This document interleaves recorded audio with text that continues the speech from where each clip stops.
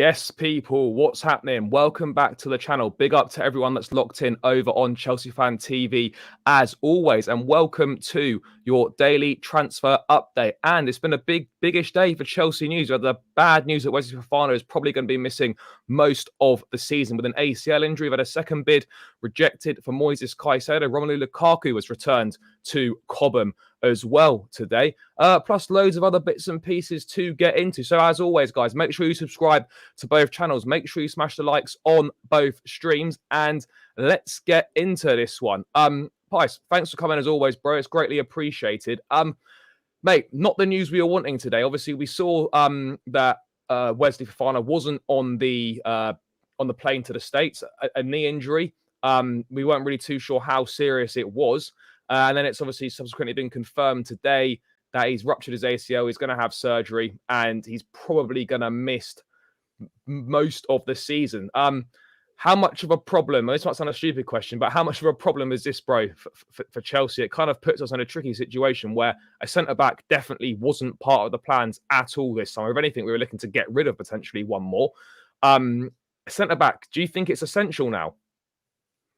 Yeah, I do personally. I know a few people sort of said, well, we've got sort of Chalobah and Humphreys and Badia Shield can play right centre back. He did it at Monaco, but I think the fact that Fabrizio's already kind of said we're going to explore some options. I think we'll probably end up getting someone. Who that will be, I have no idea at the moment. To be honest with you, there's probably 100 right centre backs on the market. There's so many centre backs on that you could go out there and get, but. It's a massive problem, obviously. I was really looking forward to see Fofana hopefully progress this season. And, a leg break, an ACL, I think he's had like fibular problems as well. Age of 22 it's horrendous. I don't know if he's going to get back to the top level again, honestly. I don't know how he's done it either. It just seems to sort of. Is there no information on that? Is there? I don't know. No. There's not been. I heard the news a bit earlier. I was told it was really bad. One source told me it was an ACL, and then another guy just said it was really bad. So, I was kind of fearing the worst, to be honest with you, and it was the worst. Unfortunately, you can.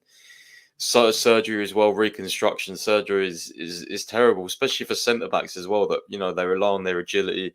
They rely on their pace, you know what I mean? It's horrendous, honestly. It's horrendous. It is bad. I mean, it is a little bit hindsightism, but I mean, were you concerned when, obviously, I think everyone was delighted that we signed him last summer, a top centre back. He did great stuff at Leicester. Yes, he obviously got picked up that broken leg injury. That's not rude. Not obviously not his fault. It was a horrendous challenge in pre-season. But mate, did you have injury concerns surrounding him before we signed him? Because I think that was, for a lot of people, that was the only question mark around signing him was those injury was his injury record. And obviously he missed quite a lot of last season. But the frustrating thing is he was really good for us when he was playing.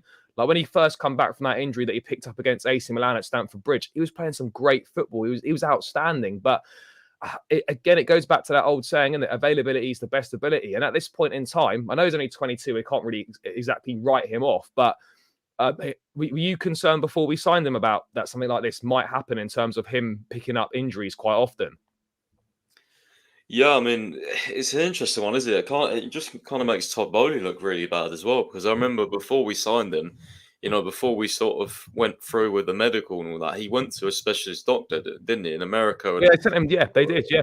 Yeah, and it's just like, I don't really, it's just terrible. You can't look at it and say, oh, that was a good job, because obviously whoever he saw, just like our medical department, just like the ones they've brought in, has been terrible. So, the whole medical department really and our decision making in transfers, has been really, really bad. I guess on the flip side, you could say, well, they clearly got the Madueke run right, because he had a horrendous injury record at a young age and he hasn't been injured yet. But, for Fofana specifically, paying 70 million for me in terms of his quality was never in doubt. It was if he's injured, if he could, come over that, and if they thought he was fully recovered, which obviously they thought he was, and he's had loads of problems. He's had loads of problems since he's joined us, and it only seems like it's got worse. I mean, this is the worst injury you can probably get, in football. So yeah. It's mad at such a young age, only 22 as well. Like it's Like he's had so many bad injuries. Of course, there's no reason to doubt that he can't come back better than before. But mate, these injuries are long. They're difficult. You know, we've had a few. We've had Chilwell.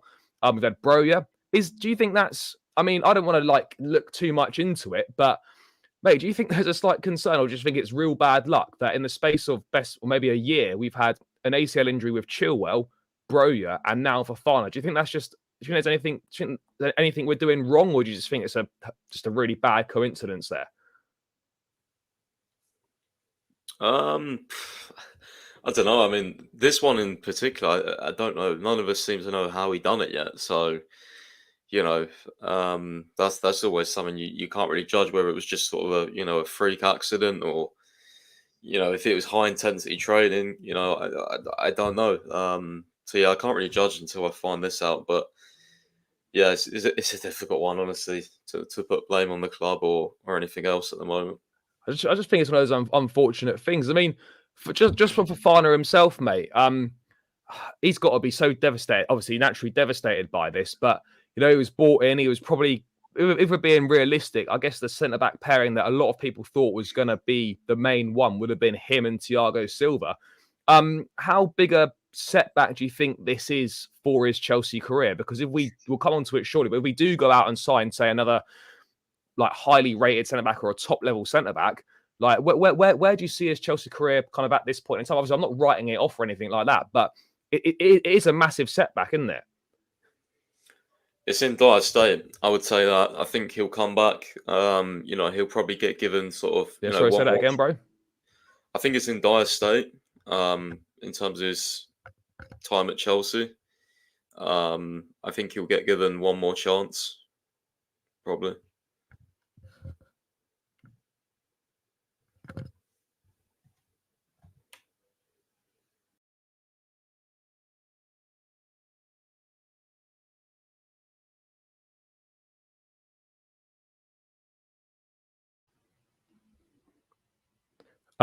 Yeah, sorry guys. I think Paz will be back in a second. Not really sure what happened with the internet there, but yeah, obviously, yeah, about Fofana's Chelsea career is a problem.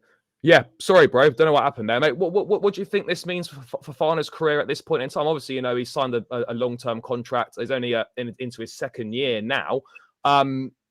This is a problem for him, isn't it? Yeah, that was strange. I don't know what happened. That you just sort of froze on my screen. Yeah, I don't know what was going on there, bro. Yeah, no, I would say it's in dire state, to be honest with you. And I don't even think I'm being reactionary because I think when you have this many injuries at such an early age, like this one especially is so difficult to come back from. Like Usain Broja's recovered extra quick right from his ACL, but he might not be the same. He can't even go on pre-season tour, right? He's not fully recovered yet. Like yeah. The plan was for Pochettino to look at him and Jackson in pre-season. He can't even do that now. Like people don't realize how, like, I think some people don't realize how long it takes to come back from these, and also like the mental state is going to be really bad. The club just need to support him as much as they can. I think he'll come back, sort of hopefully at the end of this, upcoming season, and we can go from there. But I would say if he doesn't recover, like if he comes back, has then another big injury or something, and I think the club will probably look to sell him after that. But I just think the centre back is such an important position, and you can quickly go from the top to the bottom. You know what I mean? Like Chelsea are ever evolving club, and if players aren't ready for whatever reason, injuries, they're struggling with them, they'll go out and buy the next thing on the market. It's just the way football works, unfortunately. Yeah, no, it absolutely is. Obviously, we hope he recovers well and wish him all the best. But in terms of, as you say, football moves quickly, and Chelsea have got a situation that they need to resolve. I know hindsight's great, but selling Koulibaly now is like a little bit like, oh fuck, maybe. I'm not saying we shouldn't have done it, but you're like, something like this happens, you think, well, we probably could have done with him now. But it's kind of just the way it goes. Before we get into talks about who potentially might come in if we do need to get another centre back, in football, someone else getting injured is another person's kind of break or sort of the luck that they need, as it were. Mate, Levi Colwill, I don't think he would have been thinking about leaving anyway, but right now, with no Badiashile on the tour, might not be fit for the first couple games of the season. Fofana missing, like that's almost him as a shoe-in, isn't it? Potentially to be starting the first few games of the season and make and make that centre back place his own. I mean, if anyone's benefited from this, it's certainly him, isn't it? Yeah, 100%. I mean, that is a great thing in terms of for him and for us as well. I would say I know the under-21 tournament, right? People say, oh, it's just under-21s. There's a lot of very good teams in that, and a lot of Mm. players that play for big clubs and start for big clubs. So his performances there were just outrageous, bro. He was so good in that final. I don't know if you watched the final, but Apart from the penalty, which is that hard done, but penalty, yeah, and he was. even I thought that was one of those where maybe, Yeah, maybe not. He was, bro. He was like a wall at the back, and I tell you what, his passing ability, especially down the sides, bro. Like I can see that with Mudryk, I can see that with Sterling, I can yeah. see that with Chilwell. Like honestly, I'm so looking forward to seeing him for us. Hopefully, get some game time. Tomorrow. I keep saying tomorrow, but it's actually in the UK. It's like Yeah, Thursday. Like it's it's a Thursday weird morning. one, isn't it? Yeah. It's like half But past midnight or something yeah, Thursday I just say morning. it's tomorrow because then Yeah, it comes closer. So, yeah. but yeah, I mean, hopefully he plays tomorrow, and we can go from there. And yeah, I'm glad he's staying. I didn't think he'd leave anyway, to be honest with you, because I just think there's no way, even with Badia Shield, right? There's only two left centre backs there. You're both going to get games, so Yeah, yeah. no, no. It's just a massive shame though in terms of like pre-season start of the early season, we haven't really got that many options. We've got Obviously we've got Chalobah and Humphreys and stuff, but Humphreys has just come into the equation. He's only ever played one game for us. I thought he did decent in the game against City when we got smashed, but I thought he was actually all right he in was that cup okay, game. wasn't he? He was all Yeah, right. I so mean, yeah. I don't know if you followed him that closely, but he was obviously on loan in the Bundesliga too with that Paderborn Mm, side. I mean, he probably yeah. looks reasonably decent there because I can't imagine that the standard of the German second division is that great. But I mean, you see people talk about oh well, we could potentially use him as a rotational option. I mean, it's tricky, isn't it? Yes, we're playing once a week, and you probably don't want to be rotating your centre backs too much. But it only takes one injury to an aging Silva, or for Badia Shield to get injured again, or for Colwell to pick something up, and you leave yourself massively short. Like, I still think you always need five centre backs in a back four for kind of four reasons like this. I mean, centre back market, Fabrizio obviously reporting that Chelsea are going to be looking at centre back market. I guess they'll sort of discuss with Pochettino what he wants to do. I mean, reports have indicated earlier that Pochettino only wants four centre backs. Well, we've got four centre backs right now. Mate, where do you see this one going? I mean, obviously we will have our own opinions, but like from a club perspective and from a Pochettino perspective, do you think he'll look at it and think, I need another one? Or do you think he'll wait till pre-season, assess the performance level and that, and then decide after the tour whether we need to go into the market again or not? I think he'll say we need another one, to be fair. I think he will. Yeah, especially with sort of how he's bought in and understands that at Chelsea you need results, otherwise you're going to struggle. I don't think we're currently in a position where we can afford to just, like, I mean, I rate Chalobah, but like, I just think we need another one. Like, I think we need because I thought Fofana would probably start with Colwell or Badiashile, right? And then Yeah. Silva would be the backup in any case. So I feel like we need unless he's just going to trust Silva because there's one game a week. But I feel like for the way he's going to want to play, I feel like we need a new starter. So then it would be Colwell and the new centre back, and then Badiashile and Silva as quote unquote backups. But it's an interesting one because I'd love to see Badiashile and Colwell play together. I'm not a fan of playing, left-footed centre backs at right centre back personally. He has done it for Monaco though, Badiashile, hasn't he? I mean, do you I think mean, people say this, but I don't know how much he actually played there. Like, maybe it's just one of those like tactical things where he played a few times. I'll have to look it up. Yeah, I don't know. but I mean, mate, in terms of targets, then of course, like people, I personally think you do need to go and get one more. Like, if this was a Manchester City, whatever, or dare I say, an Arsenal now, if this has happened to one of their defenders, you can guarantee that the top teams are going to go into the market and try and replace what they've lost essentially. Now, I mean, in terms of options out there, you sort of see names like Disassi, I think it is from Monaco. I think Lawrence Stewart, obviously, probably know him from his time there. He's potentially an option. I mean, I think Chelsea have been linked with Tapsoba, not this summer, but certainly I think in summers gone before. Laporte is a name that kind of gets thrown around a little bit as well. I really like Anderson at Crystal Palace as well. I mean, I don't know if that's a potential option maybe or not. But if you're looking at the centre backs market, mate, who do you think makes sense. Do you think Chelsea are going to go for like another sort of top level centre back, like a sort of like a first/second choice, or do you think they'll purely look for maybe like a rotational one, maybe a third or fourth option? How do you see that one? I don't know. I think it would, for me to say that now, I think it would just be pure guesswork and Yeah, speculation because Silva could easily be the starter still. But again, like four at the back, he's 39 years old. We're going to play a high pressing system where we might be left exposed 2 or 3 times in a game at the back. Like he's an incredible defender, but can he like keep up with the pace? Can he? Yeah, I don't know, man. I never want to doubt Silva, but towards the end of last season, I know he won our Player of the Season, but he did have a few spooky games. So I'm not sure. I'm really not sure. It depends on price as well, like because I feel like if you want a really good starting centre back, you're gonna have to pay like 50 million plus. yeah. 50 million Whereas, needs like, just be a starting point for prices yeah, in the but market but these then days, isn't it? again, we signed Badia Shield for 30, and he was a starter. So I don't know. It's an interesting one. I think we'll have to wait and see in the next few days and sort of see how preseason goes as well. I think the first 2 games of preseason, I think, will be sort of when Poch kind of decides on a lot of things because obviously Wrexham we expect to beat them, but Brighton on Saturday. I mean, That's gonna be if we tough. if we lose to them or you can see like we're struggling, then things could definitely happen in the market. I think. Yeah, no, I certainly agree on that. I mean, people in the chat are saying like, I mean, people looking at Gahey from Palace, Bella Kotchup from obviously Southampton that went down. I mean, these are good sort of young defenders. But I don't know how much you know about the academy, but I mean, obviously we talked about Bashir Humphreys potentially, but are there any other sort of up and coming centre backs that could maybe fill in within the first team? I'm not really too sure on that front. But I mean, like, people have been saying, Reece James could. As Reece James has played centre back before. It's like, yeah, but Ray played right centre back in a 3.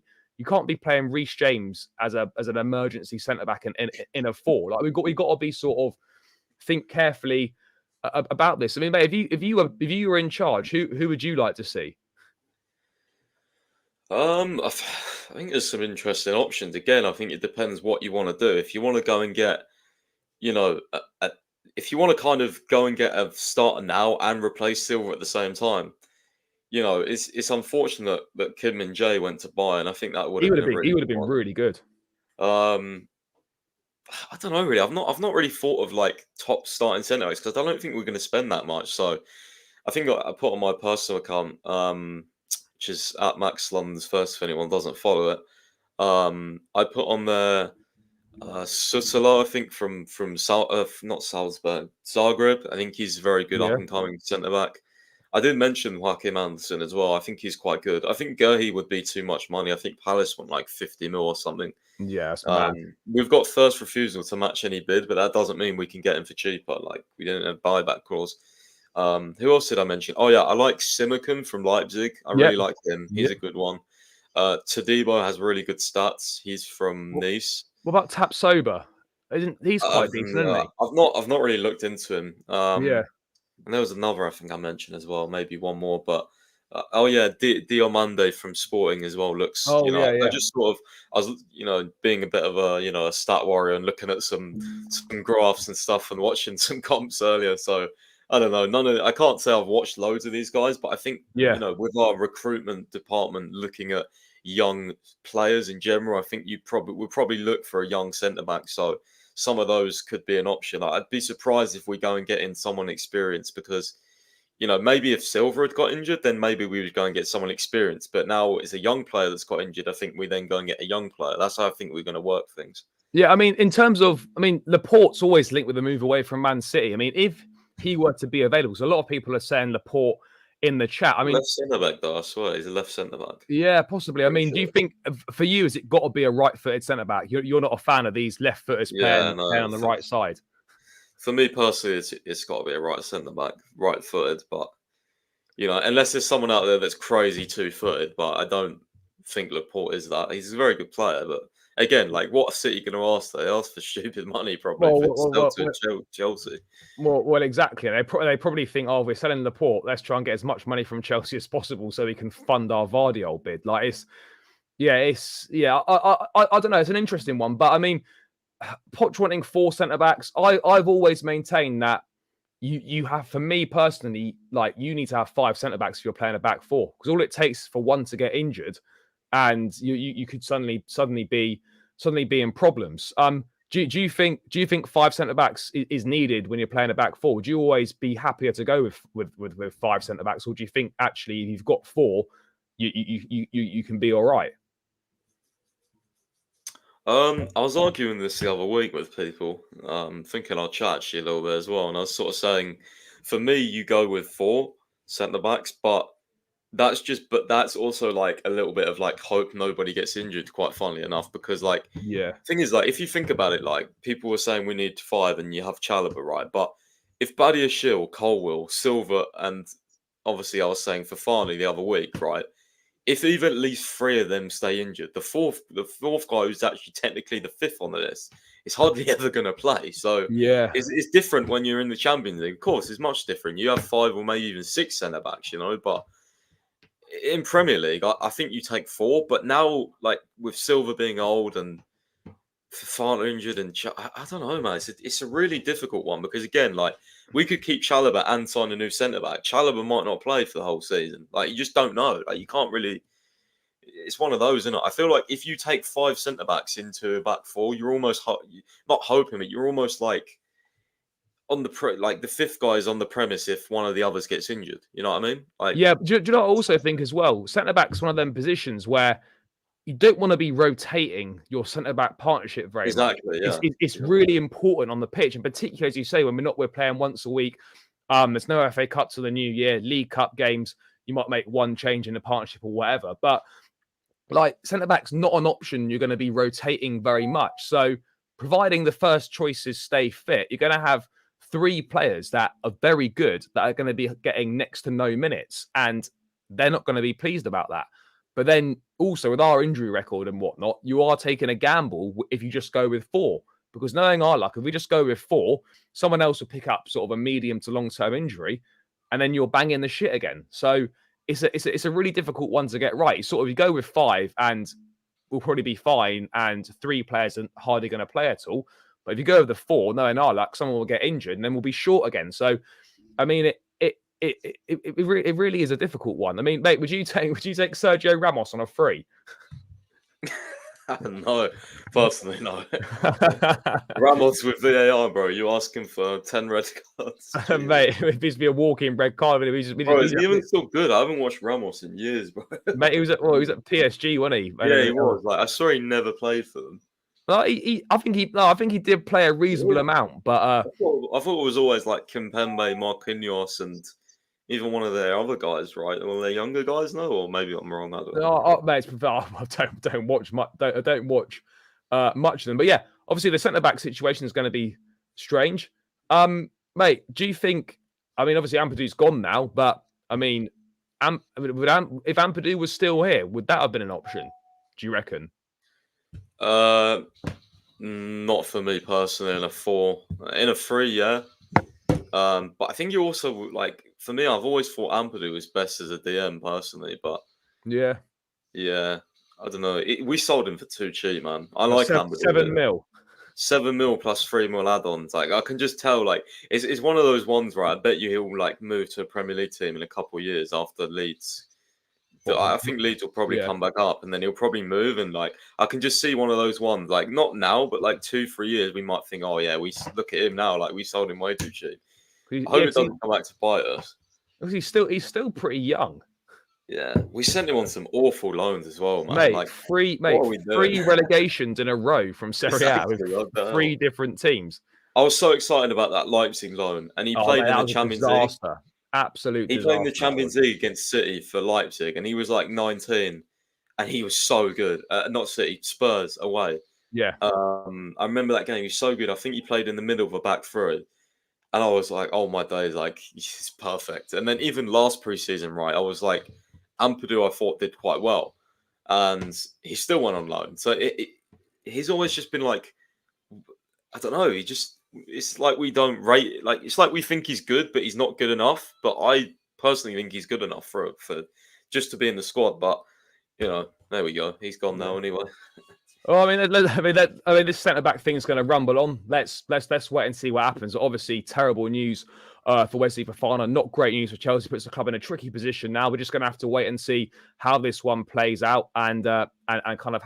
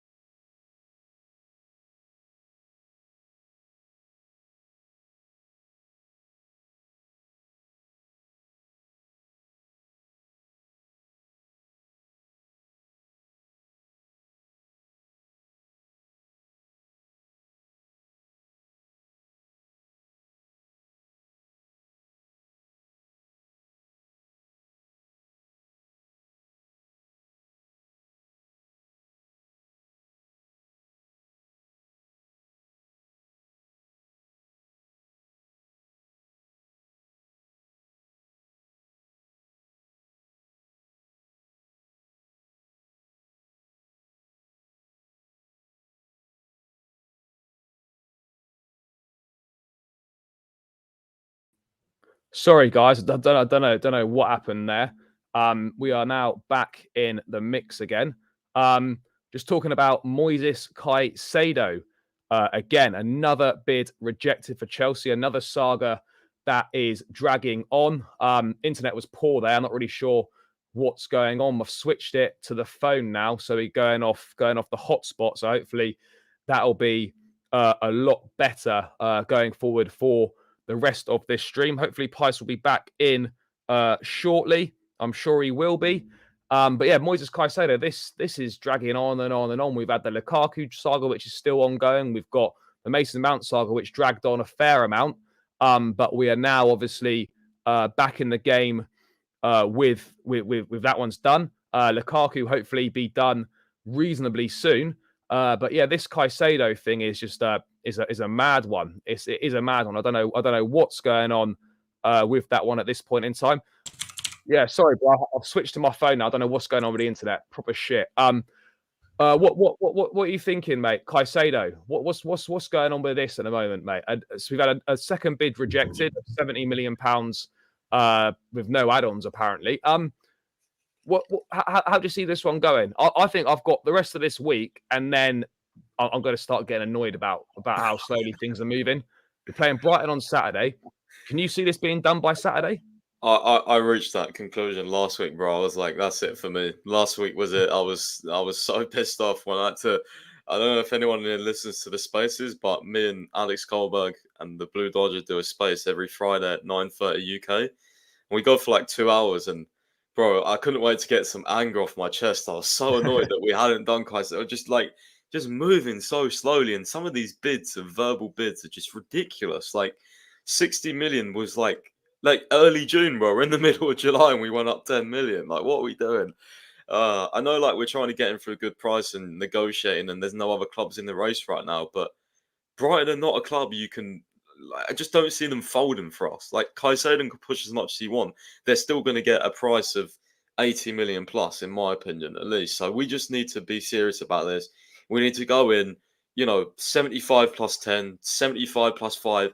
See what 80 plus, whatever. Like, you know what I mean? Go higher, like 70 million, 65, 60. It's not enough. I think 80 is going to be 80 plus add-ons, maybe, is probably where it's going to be ending up. And yeah, I would say the rest of this week is really, really crucial from what I hear as well. I think a few other people have sort of said, journalists, Caicedo is he's going to turn up to the camp. He's going to say, I want to move and everything. And yeah, it's going to be an interesting one because, Brighton sources always saying 100 million or nothing, 100 million. You give us Levi Colwill, and then it goes right down, and that's not happening. So it's really frustrating. No, mate, it's massively frustrating. I mean, it makes you wonder because I thought the whole point of doing all these talks was that we were just going to it was going to be one bid. We're going to find out exactly what they want on the structure, and we're going to do one bid, so we weren't involved in in sort of a drawn out process. But this has been going on for weeks and weeks and weeks. I just can't understand what they're possibly discussing at this point in time. Surely Chelsea know what the price is going to be, and it can't take that long to discuss and come to an agreement about sort of payment structure and things like that. But I mean, do you still see this happening? I don't know. You put me on the spot here. I think it has to happen. It simply has to. I think we've gone too last far down week, the road now. We have to do it. yeah, but I don't know. I'm still going to say no because I said no last week, so I'm going to stick with no for now until we actually go out with some sort of serious bid because I see these bids as unserious. Like, I don't care if it's a lot of money. Like, you got to think of what is actually going to get the player. Like, for me, this is just wasting time personally. Well, it absolutely is wasting time. I mean, let's go to the worst case scenario, bro. And like, you think we don't get him? Well, then what happens? Like, where do you see? Where do you see us going at this point in time? I mean, do you still think like if Caicedo does come in, do you think we still need one more? Yeah, but I don't think we're going to get one now. I think there's other priorities. Because if you look at it, if we do play 4-2-3-1 as well, which obviously we've thought we're going to, and the Athletic have said we're going to play that, or Poch is looking to play that at least. I think, Caicedo, Enzo, they've both got very, very good sort of injury records. So fingers crossed they don't have to be rotated much. And then you sort of got, Chukwuemeka, I'd like to get, plenty of minutes. He can sort of be, the Enzo sort of number 8, bit further forward, back up. And then I think the interesting one, though, is who sort of deputises for Caicedo. Like, will it be a Santos? Is Santos even the DM? Because this guy was like the top scorer at the Under-20 World Cup or Under-20 Sub-20, whatever it's called. So the South American one. So I don't even know. Like, you know what I mean? I don't want to keep Gallagher. Gallagher can't play in a pivot. We've established that the first time we saw him within the first 5 minutes. So I don't really know. I would have liked to keep Kovacic, obviously, and Ruben. I mean, I would have kept one of them, to be honest with you. But yeah, I still think we need. It's an interesting one as well. This is kind of like the centre backs, actually, if you think about it, because you have sort of your two starters, and then the guy that either deputises for, a Caicedo or an Enzo, whether it be a Kone, whether it be an Amrabat, even a Lavia, how much are they actually going to play? Like, how much you need to spend on that, or do you just keep Santos? You know what I mean? It's tough. But this is the conversation I've been having with people. Is like, at some point we have to kind of believe and back ourselves in what we're doing in terms of we're signing these young players, these young talents. We've got to start believing in what we're doing, and at some point we're going to have to start playing these guys. But for me, like, if you've got an Andre Santos who has a good pre-season and shows that he's ready for the first team, there is no point spending 40, 45, maybe 50 million pounds on Lavia, who's 6 months older than him. Is there really any point in that? So I don't know. Like, I'm not saying that all three of Chukwuemeka, Caicedo, and Santos are all going to be part of the squad next season. I still think one, maybe two of those three will go on loan. But I mean, at this point in time, mate, we have got Enzo, Gallagher, Caicedo, Chukwuemeka, and Caicedo as our 5 midfield options. I mean, 26 days till the season starts. How worried do you feel him?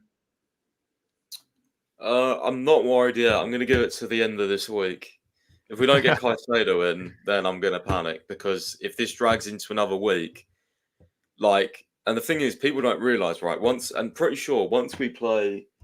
we play Brighton, I'm pretty sure we've got 2 games the following week. I think it's like Fulham and Newcastle or something. Yeah, and one of them is like on a Tuesday or Wednesday. Like, it's a midweek one as well. So like, people need to come in so we can actually get some preparation going. You know what I mean? Like, it's ridiculous. So I think the end of this week, like, it's only Tuesday now. Let's just hope we get Caicedo done by Thursday, Friday, and then over the weekend we can move on to the next position. But we need to be fast on these next positions, man, because,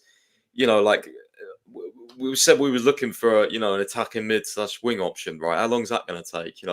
Striker with, it's debate around that. Goalkeeper, like, Kepa's going to stay as number 1, it looks like, but is Slanina going to be the backup? I don't know. I don't think so. Yeah. We were linked to a goalie, so we need a centre back. We've got so much incomings to do, and we've not got a lot of time. So I'm panicking a little bit, but I'm trying to stay calm, because I know within the transfer market, click of a finger, we could just go and bid for someone. So. Well, yeah. I mean, we absolutely could, but it absolutely is a concern. I mean, this has been taking so long. I mean, as I was saying, I don't think we can afford to walk away or do anything like that, because we're so far down the road now, and with such a lack of other options out there. This is now to for a top partner for Enzo. This is the only option we have right now. It has to be Moises Caicedo. Otherwise, we are massively short, and we're setting up Pochettino to like putting him in a difficult position before the season's even started. So, I mean, this has to get done. I mean, it's going to be a slightly awkward / embarrassing. I don't know which one to go with if Caicedo is playing against us on Saturday. It's one of them. I mean, just quickly on that, bro. Do you think if the move's not done, do you think Brighton will play him against us on Saturday? No, I don't think so. I don't. I think actually I don't know because I genuinely think a conclusion has to be reached before we play them.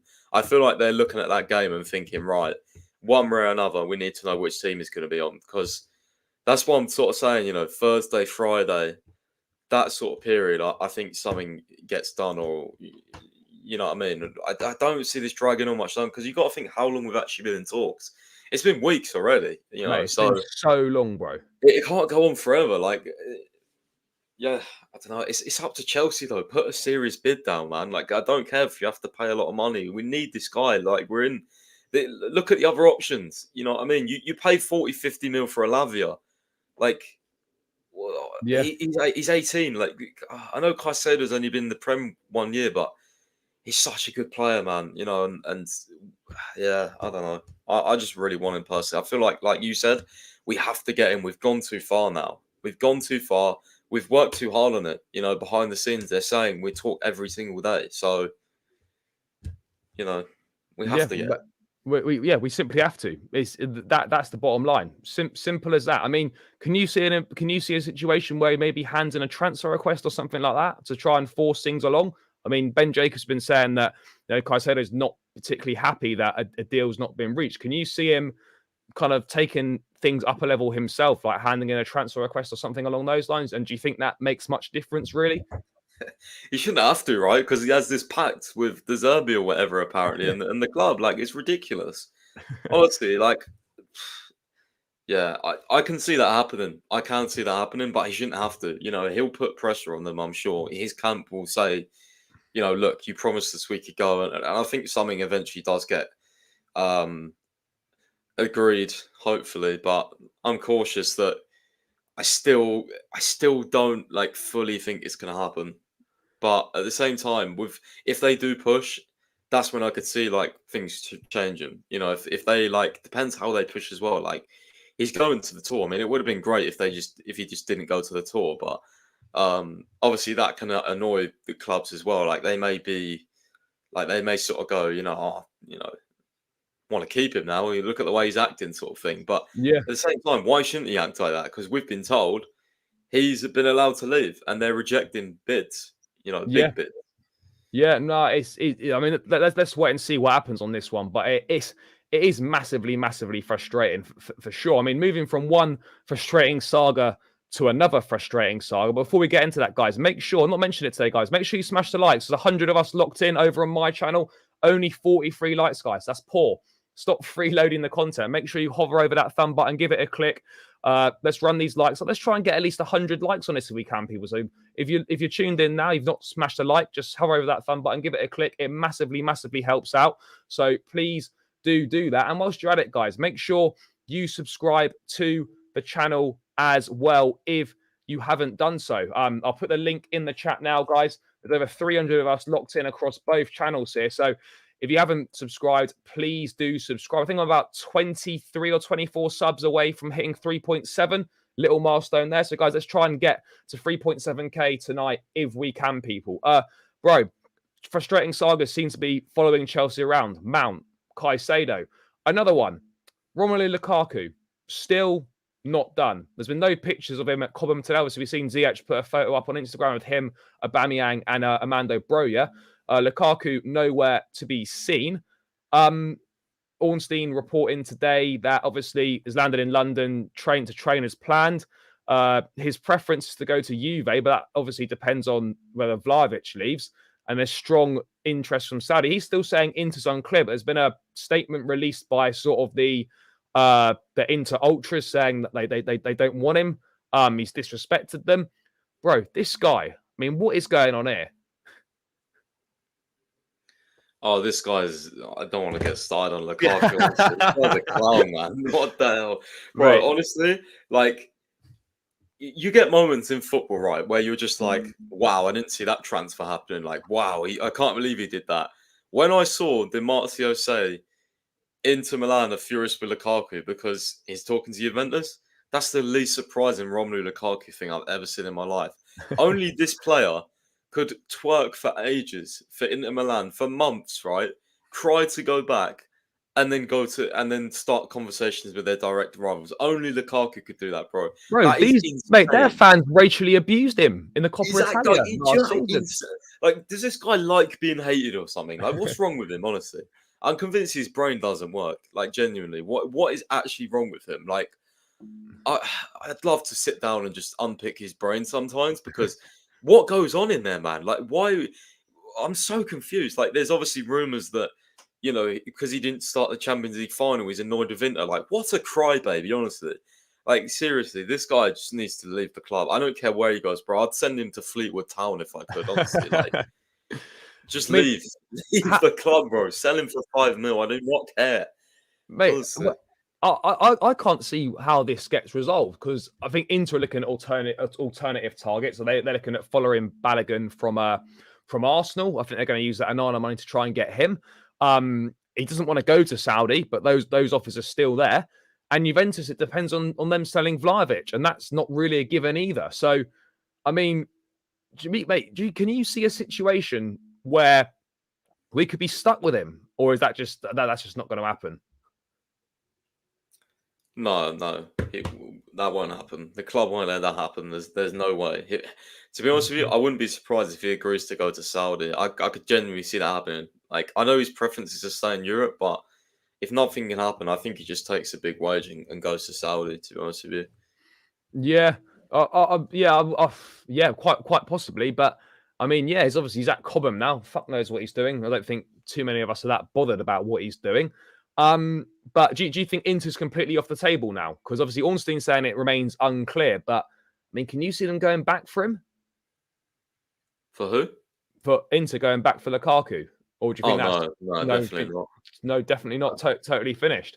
No, I think Demartio said they completely pulled out and they were angry with him, so I highly doubt that. Yeah, mate, it's kind of mad. I mean, bro, let's just talk on strikers whilst we're at it. What do you see happening with the centre forwards? Because as we touched on earlier, Broja obviously would have been great for Poch to be able to assess Broja and Jackson as the forwards. Is Broja going to be fit to start the season? I'm not so sure because he's going to have played no games. I know there's a game against Barnet for a Chelsea 11 on Sunday. Maybe he could potentially play some part in that, possibly. But I mean, at this point in time, we're looking at starting the season, certainly with Jackson as the only out and out centre forward, with obviously Nkunku who can play there, but ideally not. Do you see us buying another centre forward? I mean, how do you see this at this point in time? Because I mean, the names really are Vlahovic, Martinez, and Kolo Muani. It's gone pretty quiet on Martinez. Vlahovic is going to cost a lot of money, and so is Kolo Muani. I mean, how do you see this developing in terms of us getting another forward or not?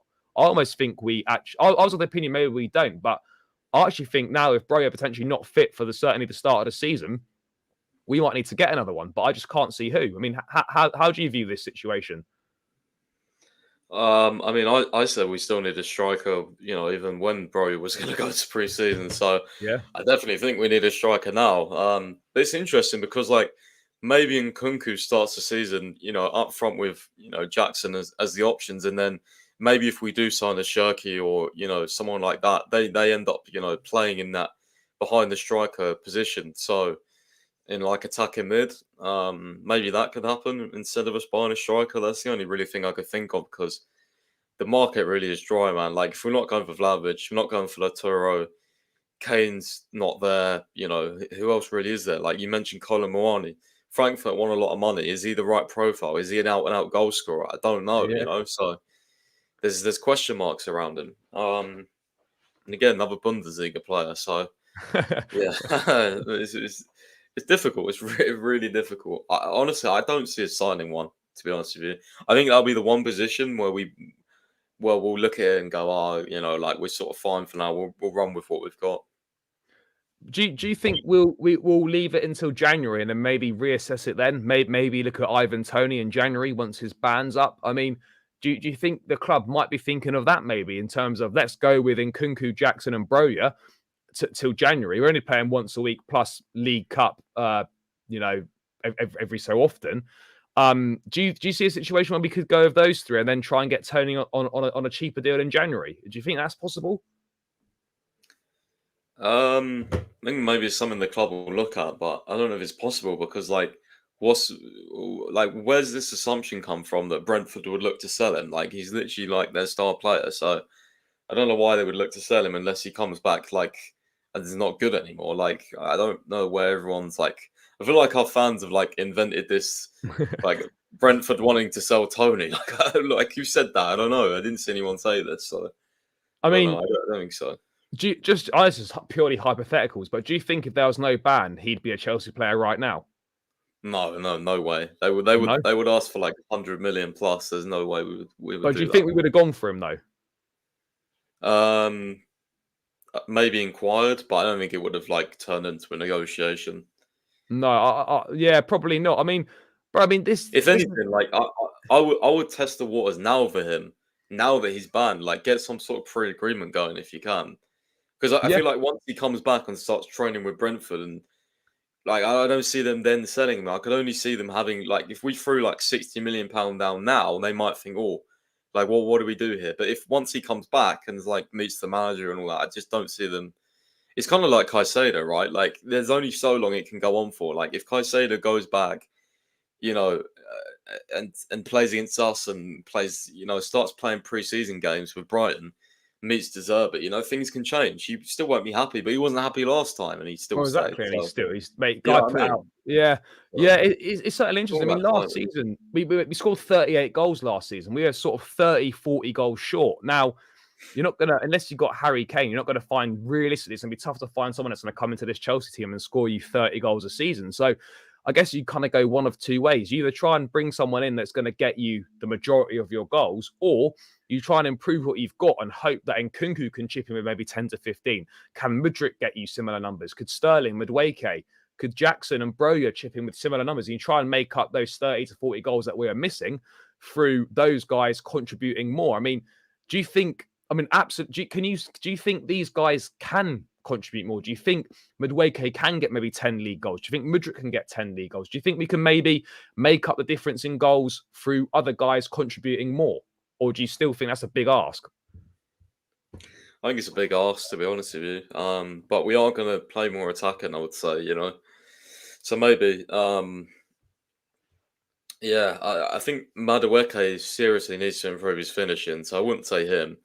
But No. Sterling needs to. Sterling definitely needs to get more goals. And I'm just hoping Nkunku comes big for us because his finishing is really good. If we can get Nkunku in those areas to shoot, cutbacks, etc., he can definitely get more than 10 Premier League goals, in my opinion, easily. So, yeah, it's Yeah. just how many of those guys can they contribute? I mean, it's going to be really interesting to see how Jackson does in pre-season because he's basically, him and Nkunku are going to play virtually all the minutes up top because there literally is no one else unless he tries. I hope he doesn't try some false nine shit with Sterling or someone like that. I think. Wait, how big is this preseason for Jackson? Suddenly, he's looking at a situation where Broja's not ready to play yet, and he's the only out and out forward at the club. I mean, I don't think he would have been expecting that. I mean, how important do you think this preseason is for him? And what are you sort of expecting from him in this preseason? He's obviously got to score a few goals, hasn't he? Yeah, he does. And I can tell you now, if he doesn't score many goals, fans are going to panic because when I've been tweeting out about striker, right, everyone's like, we've got Jackson, we got Jackson. Okay, but what happens if if he's not ready yet? What happens if he's too raw? Because he is raw. Like, I've watched him, he's raw. So, at the end of the day, I don't know why, it almost feels like the club and all our fans are putting all the hope into the Jackson basket when he's had he's only just towards the end of the last season. He only then started being a starter for Villarreal. So I know it doesn't necessarily mean he can't be that for us, and that things don't correlate and translate like that. But at the same time, he is raw. He's young.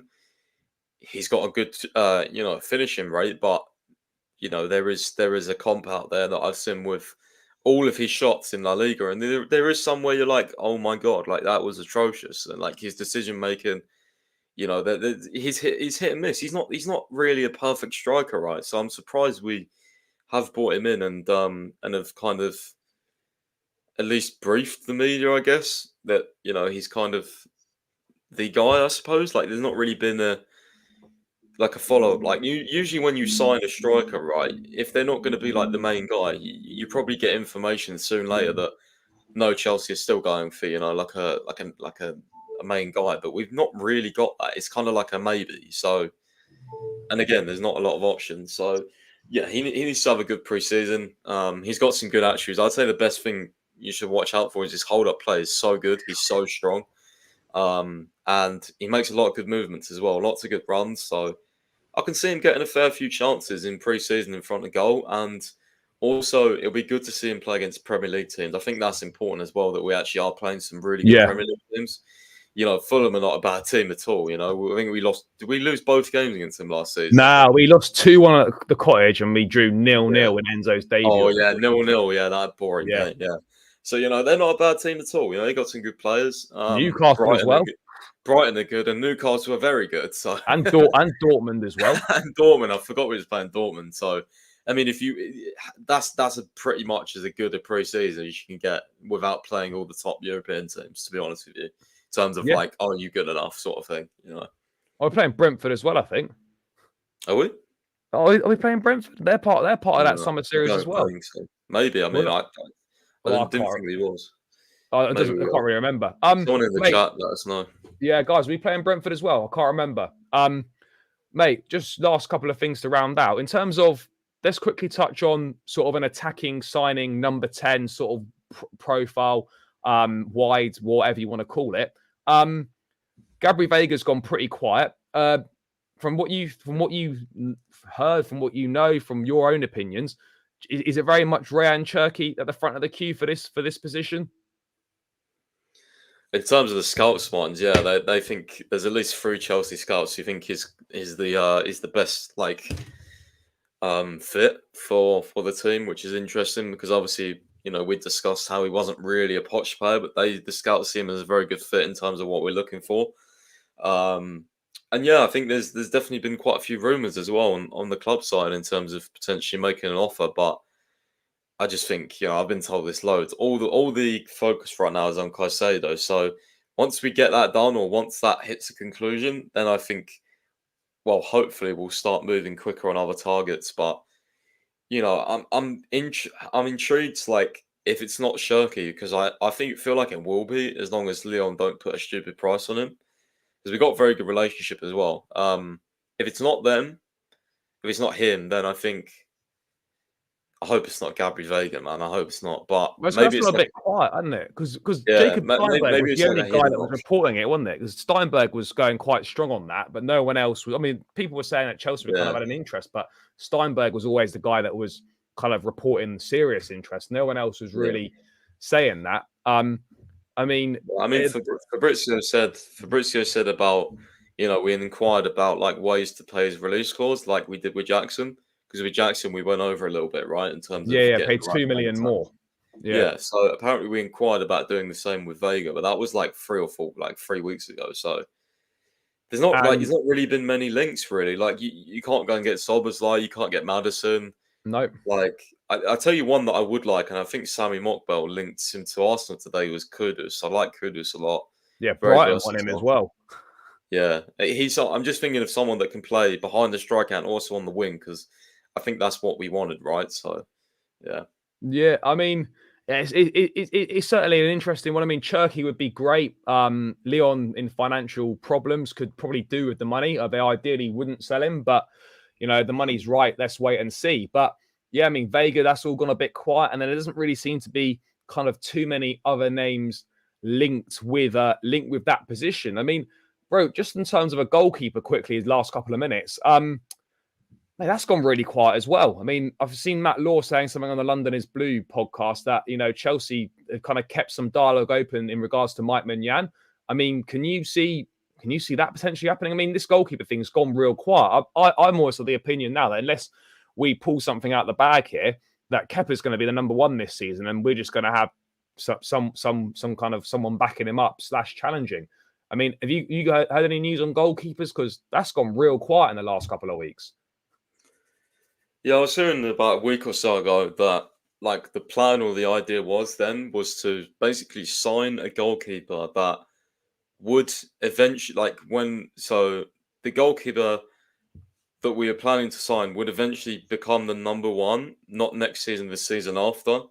So then you'd have, I don't know how to explain this. So say we signed Mamardashvili, right? Yeah. He may be the backup this season, but the idea was that to find someone who would play enough games still this season for them to become the number one in 24-25. And then we would sell Kepa and have Slonina as the backup. So it would be like almost like a transition season for the new goalkeeper or something like that. It's hard to explain, but yeah, but Kepa, the goalkeeper coach, Tony Jimenez, I think he knows Really Kepa likes him. personally, I'm pretty sure. So yeah, I mean, I'm not surprised that Kepa's staying too. I think it's an absolute disgrace personally. Don't get me started. I'm just trying to move on because my head will get hot if how we let Onana go to Man United. Yeah, it was cheap fee as well. It's like 40-odd million quid. Mate, I don't know if I could swear on this, but if I can, it's effing ridiculous. Honestly, it's fucking ridiculous. Like, what are you like? Fabrizio said the Chelsea goalkeepers Onana and Maignan were too expensive. Maignan, yes. How is £43 million plus a few million add-ons too expensive? Maybe Chelsea just briefed that because they kind of inquired about Onana and he only wanted the United move. I mean, that's just maybe that's a plausible situation. I know that's not true though. That's not true, is it? Oh, fair. There we go. I spoke to Onana, right? I remember. Yeah, yeah, bro. Onana DM'd me about a story, and he was like, "Fake news, take it down." And I was like, "Okay," like genuinely, and yeah, like I sent a picture of Stamford Bridge because I was like, I wanted him to come at that time. I was like I'd love it if you come, and he'd like quickly reply with like a heart emoji and then like undone it. So yeah, he definitely would have wanted to come. I know that, but he's going to Man U now. So. I mean, obviously, Kepa and Slonina are the only two keepers on the tour. Obviously, there's the younger ones, Teddy Lowe. I think there's Beach or something as well. There's like 3 academy keepers or development squad keepers, and obviously Slonina and Kepa. I don't think Slonina is going to be number 2, but again, if he does well this in the tour, then maybe that could be a possibility. We'll kind of have to wait and see on that front, but there's certainly lots of business to do. Chelsea got a lot of work to do. First game coming up against Wrexham on Wednesday, then we play Brighton Saturday as well. But yeah, we're going to look to round this one out now, people. Pice, thanks so much for your time, bro. If the people are living under rocks, don't know where you are, what you're doing, where's the best place for them to check your stuff out? I mean, my main account at cfctvyt, where I post, opinions, stats, news, obviously the main portion. My personal account at Max London's First. So if I ever write any articles, I'm usually posting them on there. At London's First _ on Twitter. Those are the articles that go on there. Same with Instagram. So yeah, and obviously the website, londonsfirst.com as well. So I'm hoping to get an article out over the weekend about potential centre backs that we could sign now that Fofana's injured. I want to look into that and get someone on that. So I'll probably post that over the weekend.